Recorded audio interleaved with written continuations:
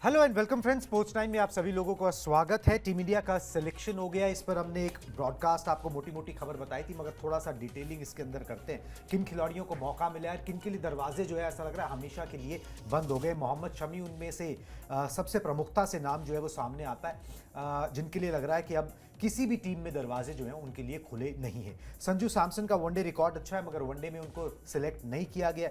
कप्तान शुभमन गिल बाहर है चोटिल होने की वजह से। साथ में जो पिछले ही टीम इंडिया जो थी वनडे की, ऑस्ट्रेलिया में जिन्होंने वनडे खेले थे, वहां से 4 खिलाड़ी जो है ना वो बदल गए हैं। कितनी बदली है टीम वो पूरा आपको यहां पर दिखाएंगे और साथ में स्केड्यूल भी बताएंगे कि ये वनडे मैचेस कब कब होने वाले हैं। तो शुरुआत इसी के साथ करते हैं। जो टीम इंडिया का सिलेक्शन हुआ है, T20 टीम का सिलेक्शन अभी नहीं हुआ है। दक्षिण अफ्रीका के खिलाफ 5 T20s भी हैं, मगर उसका सिलेक्शन बाद में होगा। पहले वनडे टीम का सिलेक्शन जो हुआ है, ग्राफिक्स दिखाएं, पूरी इंफॉर्मेशन बता देते हैं। दक्षिण अफ्रीका के खिलाफ वनडे टीम का ऐलान हुआ है। केएल राहुल को वनडे टीम की कप्तानी मिली है क्योंकि शुभमन गिल अनअवेलेबल है फॉर द सिलेक्शन, क्योंकि वो इंजर्ड हैं।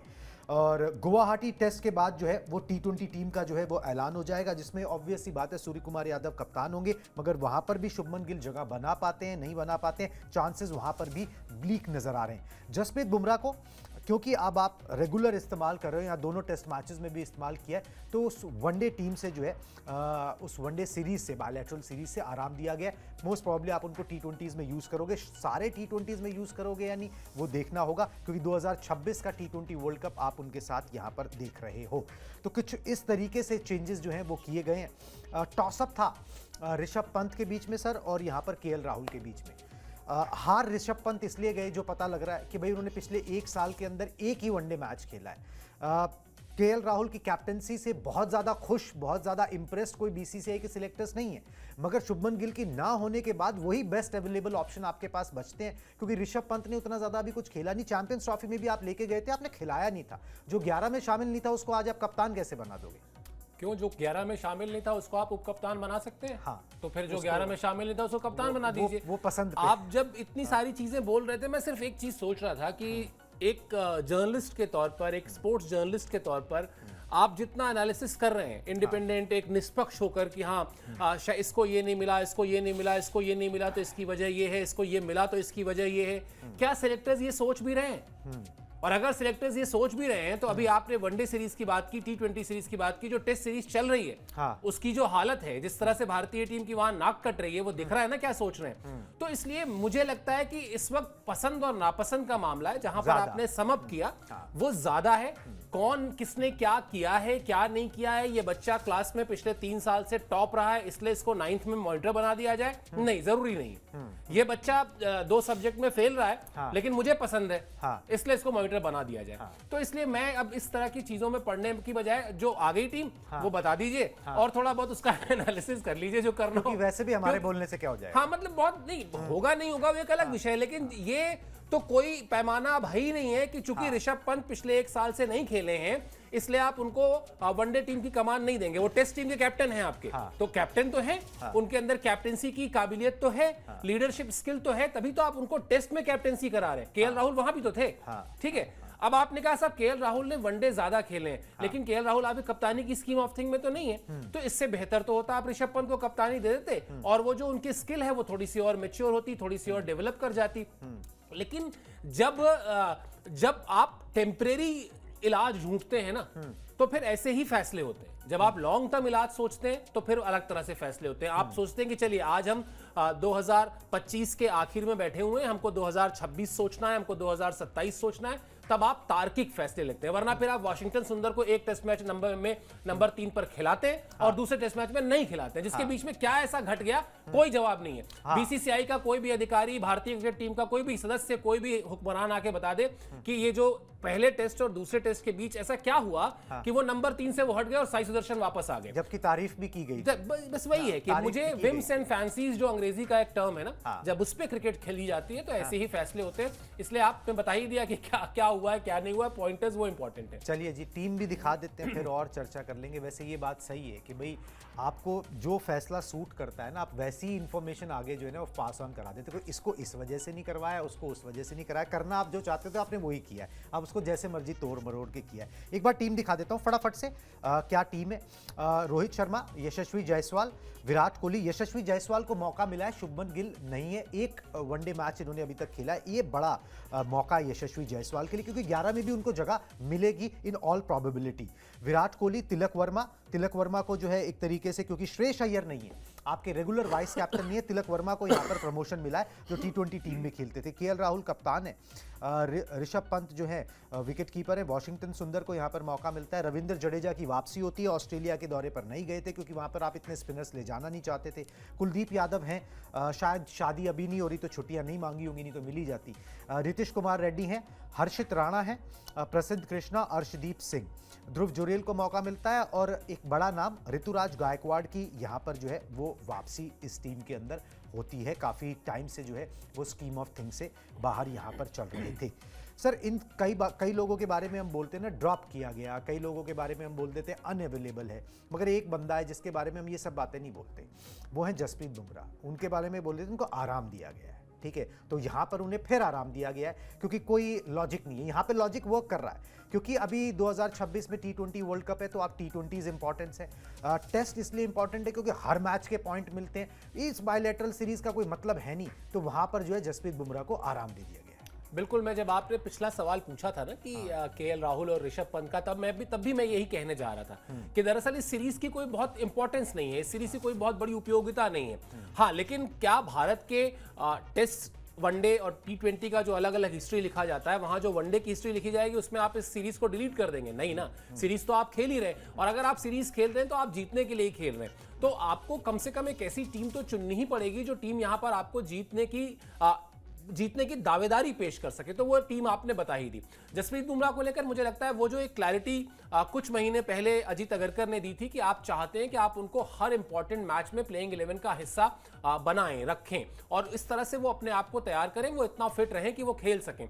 तो वो जो आपने कहा, बिल्कुल उससे ही मैं सहमत हूं कि इस सीरीज का कोई बहुत इंपॉर्टेंस नहीं था। आप उनको टेस्ट सीरीज में खिला ही रहे हैं, फिर उसके बाद T20 में आप उनको खिलाएंगे, बीच में आपने उनको एक ब्रेक दे दिया। लेकिन हाँ, सवाल यही है कि ये टीम भी जो है, मतलब आप पिछली बात जो आपने कही उसमें आपने एक चीज कही कि हालांकि ये भी खबर है कि सेलेक्टर्स जो है वो केएल राहुल से बहुत खुश नहीं है। नहीं। मुझे नहीं समझ में आता कि जब खुश नहीं है तो फिर कप्तानी देना क्या मजबूरी थी आपकी? कोई आपसे मतलब ऐसा तो नहीं था कि आपके कनपट्टी पे किसी ने बंदूक रख दी थी कि नहीं अब तो केएल राहुल को ही कप्तानी देनी पड़ेगी? इन नामों में से कोई एक सिलेक्ट करे, फिर किसको कप्तान? ऋषभ पंत को, वही बात है। हाँ, मतलब ऋषभ पंत आपके फ्यूचर देखते हुए, अगर ऋषभ पंत में आप इन्वेस्ट कर रहे हैं तो आपको सोचना भी नहीं चाहिए। बिल्कुल, आप ऋषभ पंत को कप्तानी यहां पर देते हैं, और आप ऋषभ पंत को अगर कप्तानी देते तो शायद बेहतर फैसला दिखाई देता है, दूरदर्शिता दिखाई देती है। अभी तो यही नहीं समझ में आ रहा है। भला हुआ ये नहीं हुआ कि रोहित शर्मा के पास जाके अजीत अगरकर ने अपनी पुरानी दोस्ती का हवाला देते हुए ये नहीं कहा कि भाई तू ही कर ले यार, एक सीरीज में तू कर दे। मतलब ऐसा तो कुछ है नहीं, तुमने तो अभी तो कुछ दिन पहले तक किया ही है।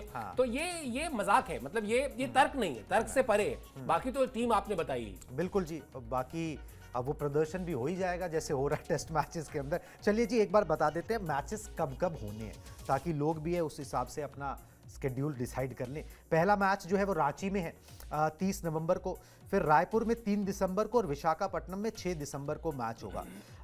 एक चाम तो ये भी रहेगा ना कि वनडे मैचेस का जब भी होते हैं, अब कम ही होते हैं, मगर ये चाम जो हमेशा रहता है कि भाई इसमें आपको रोहित और विराट खेलते हुए दिख जाएंगे, ये चाम जो है बना रहेगा। बाकी आप जो मर्जी करते रहें, ठीक है। दुनिया को मुझे लग रहा है उस चीज से अब ज्यादा मतलब रह गया। आप कप्तान ना कप्तान का तो आपने मौकरी बना ही दिया है, उससे हो ही क्या रहा है। चलिए कोई बात नहीं, कम से कम स्टेडियम भर जाएंगे, सबसे बड़ी चीज है। वरना जो आपने ये देखा कि एक खिलाड़ी बहुत बड़ी कोई अचीवमेंट हासिल करता है और जब वो बल्ला उठाता है या जब वो चाहता है कि लोग उसको तालियां बजाकर उसका अभिनंदन करें, अभिवादन करें, तो आप पाते हैं कि स्टेडियम खाली है। तो कम से कम रोहित शर्मा और विराट कोहली इस बात की गारंटी तो अभी भी है कि आप किसी भी फॉर्मेट में भारत के किसी भी स्टेडियम में उनको उतार देंगे। फॉर्मेट ऑब्वियसली अब वनडे ही होगा क्योंकि दो फॉर्मेट वो खेलते नहीं है। आप स्टेडियम को भरा हुआ पाएंगे, तो चाहे वो रांची हो, चाहे वो रायपुर हो, चाहे विशाखापट्टनम हो, आपको हाउसफुल मैचेस देखने को मिलेंगे। इन दो खिलाड़ियों ने ये अर्जित किया है, ये इनको किसी ने दिया नहीं, ये इनका प्यार है जो इनके फैंस के लिए है, और फैंस का प्यार इनके लिए है कि वो आते हैं तो वो मजा आएगा, वो देखने में मजा आएगा। बिल्कुल जी, और जब ये रन बनाते हैं तो और भी मज़ा आता है, क्योंकि फिर जो वो 2027 वाली थ्योरी ना वो बार बार स्टैम्प होती रहती है कि भाई अब ठीक है, अब कौन रोकेगा। ठीक है, आगे बढ़ते हैं। 4 खिलाड़ियों की मैंने जैसे बताया आपको वापसी हुई है। चारों के नाम मैं आपको बता देता हूँ कि भाई किन खिलाड़ियों की वनडे टीम में वापसी हुई है जो पिछले वनडे सीरीज में नहीं थे। ऋतुराज गायकवाड़ पहला नाम है, 2 साल के बाद वापसी कर रहे हैं। साउथ अफ्रीका ए के खिलाफ अभी ओडीआईज उस तरीके से खेले थे, बड़ा अच्छा प्रदर्शन रहा था, कैप्टनसी भी की थी।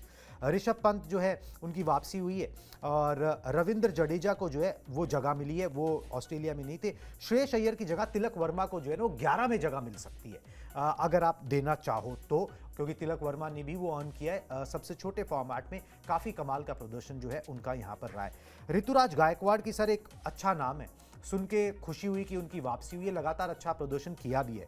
और अगर हम लिस्ट ए क्रिकेट की बात करें तो उनका बैटिंग औसत सबसे ज़्यादा है उसके अंदर, 57.39 का। लगातार रन बनाते हैं, मगर कई अनफॉर्चुनेट इनसे मतलब चीज़ों पे ना, मतलब सही वक्त पे वो इंजर्ड हो गए, कभी अवेलेबल नहीं थे। एक बार इंग्लैंड दौरे पे जा रहे थे तो उनकी शादी थी, तो फिर राहुल द्रविड़ ने बोल दिया कि भाई ये भी एक ही बार होती है जीवन में, तो तुम ये कर लो पहले। तो वो सब चीज़ें रही, मगर अब जो है आए हैं यहाँ पर। फिर भी 11 में जगह बनाना ना इनके लिए बड़ा मुश्किल काम होगा, क्योंकि मूलतः ओपनर हैं आपके पास, रोहित शर्मा हैं आपके पास, यशस्वी जायसवाल उससे पहले हैं लाइन के अंदर। अब वहाँ पर भी अगर आप लॉजिक ना लगाओ तो फिर वो अलग ही बात है, मगर लॉजिक से यशस्वी जायसवाल का बनता है।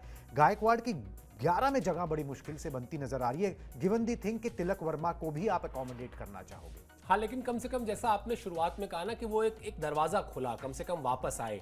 और हम सब जानते हैं पिछले काफ़ी वर्षों से जो क्रिकेट पर नज़र रख रहे हैं कि भारत में क्रिकेट की टीम में, चाहे वो कोई भी टीम हो, वनडे हो, टेस्ट हो या T20 टीम हो, उसमें एंट्री का एक बड़ा स्ट्रॉन्ग पॉइंट आईपीएल बन चुका है। अनफॉर्चुनेटली, जो शब्द आपने भी इस्तेमाल किया, दुर्भाग्यवश ये रहा कि ऋतुराज गायकवाड़ आईपीएल में लगातार अच्छा करके इंडियन टीम के स्कीम ऑफ थिंग्स में आ गए थे। उसके बाद फिर जैसा आपने कहा कि वो 2-3 चीजें ऐसी हुई कि चोटिल हुए, उसके बाद फिर पर्सनल कमिटमेंट्स थी, वो कंटिन्यूटी नहीं बन पाई। अब एक बार फिर दरवाजा खुला है, और जो अंग्रेजी की एक कहावत है, something is better than nothing, कुछ नहीं से कुछ भला, तो वो कुछ भला वाली सिचुएशन में आ गए। अब यहां से कई बार कुणाल एक चीज और भी होती है, जब आप एक खिलाड़ी को 2 साल बाद लेकर आते हैं टीम में ना, तो आप कुछ सोच कर लाते हैं। मैं आपकी बात से सहमत हूं कि अभी प्लेइंग 11 में उनकी जगह बनती नहीं दिखाई दे रही है, लेकिन अगर उनको लाया गया है, कहीं ना कहीं उनके लिए कुछ एक दिमाग में होगा कि कहां पर उनको सेट किया जा सकता है। कोई एक स्कोप है क्या कि उनको किसी तरीके से प्लेइंग 11 में भी डाला जाए, ताकि वो जो उनका अच्छी फॉर्म जो उनकी चल रही है उसका जो कंटिन्यूएशन है वो हो सके, वो उसको भारतीय टीम में भी उसका फायदा पहुंचा सकें, अपने आप को वहां पर भी अपने परफॉर्मेंस को, अपनी अच्छी फॉर्म को कन्वर्ट करके रन्स में दे सकें।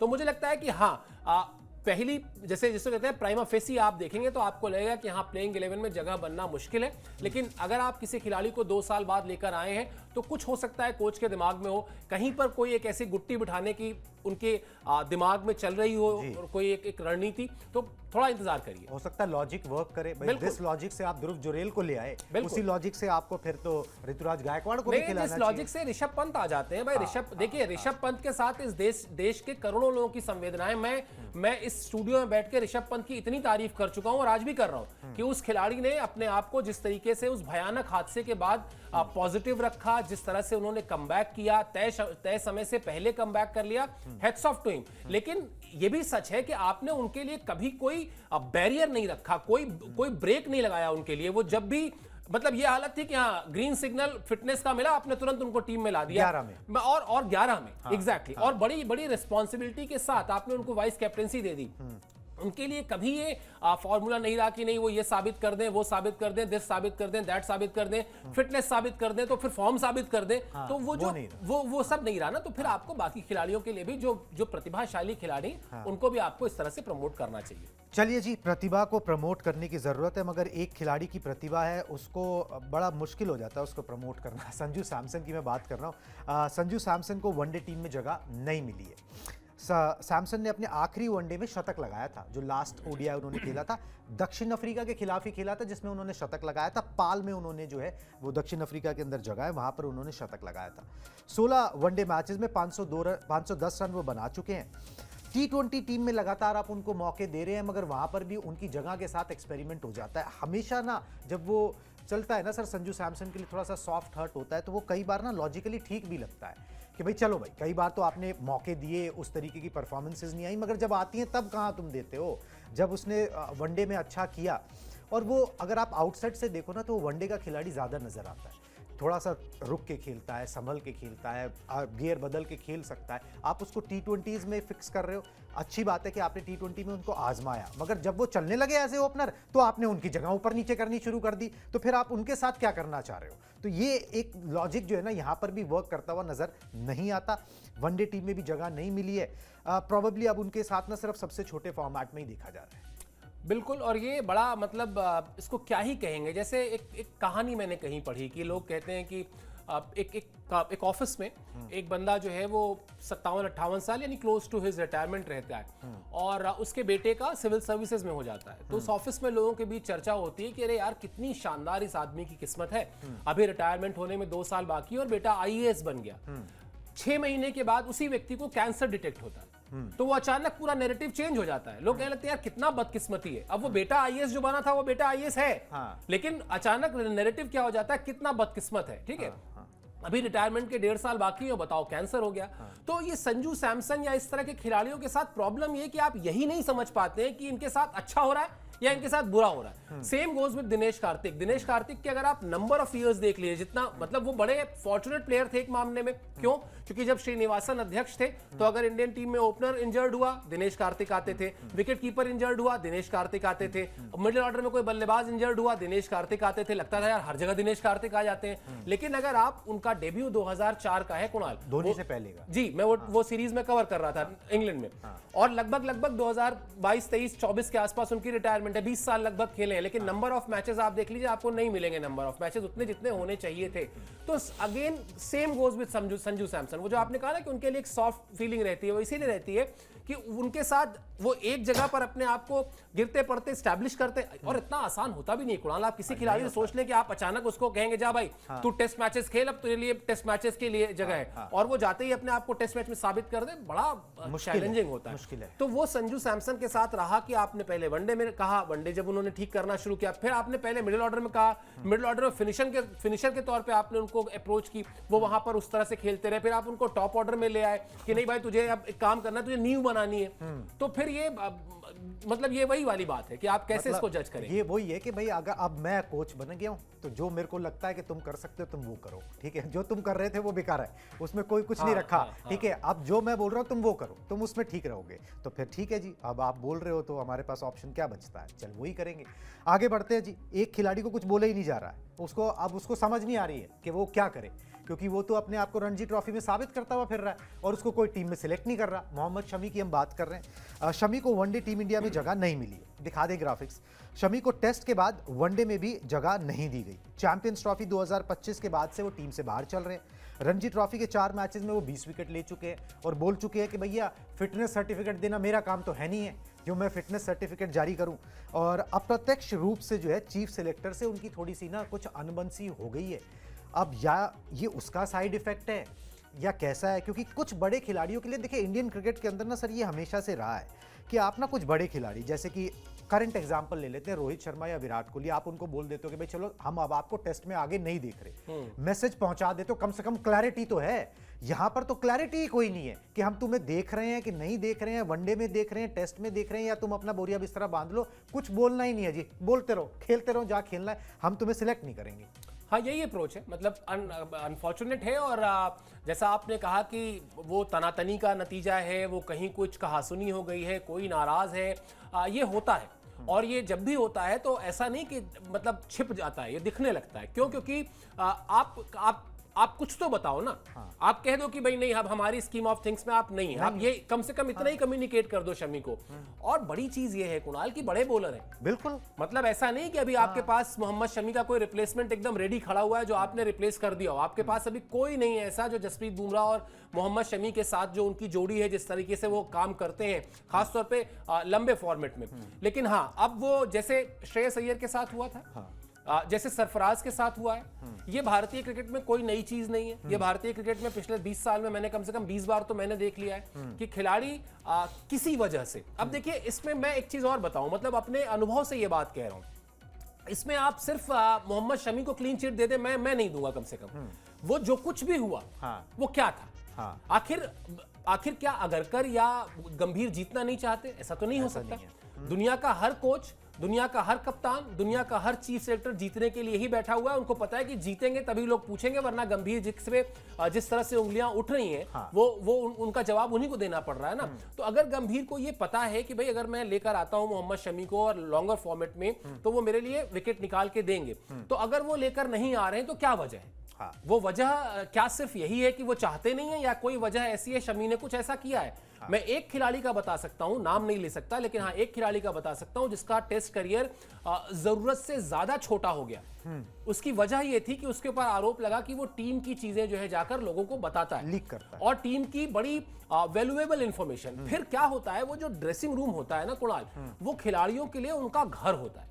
और वो जैसे आप अपने घर में हैं, आप हैं, आपकी पत्नी है, आपके माता पिता हैं, आपके बच्चे हैं, आपके साथ बातचीत करने का उनका तरीका और आपका उनसे बातचीत करने का तरीका एक फ्री माहौल में आप बात करते हैं। अगर आप वहां पर आपको अचानक एक मेहमान आ जाए, हाँ। तो आप अपनी बातचीत के तरीके को संभाल लेते हैं। हाँ। फिर आप अपनी माँ से बात करते समय, अपने पिता से बात करते समय, अपनी पत्नी से बात करते समय इस बात का लिहाज रखते हैं कि घर में एक बाहरी है, हाँ। एक मेहमान आया हुआ है, पता नहीं क्या सोचेगा, पता नहीं क्या कहेगा। हाँ। अब अगर वो मेहमान हाँ। आपके घर की कोई बात निकालकर और बाहर जाके गलत तरीके से बता रहा हो, हाँ।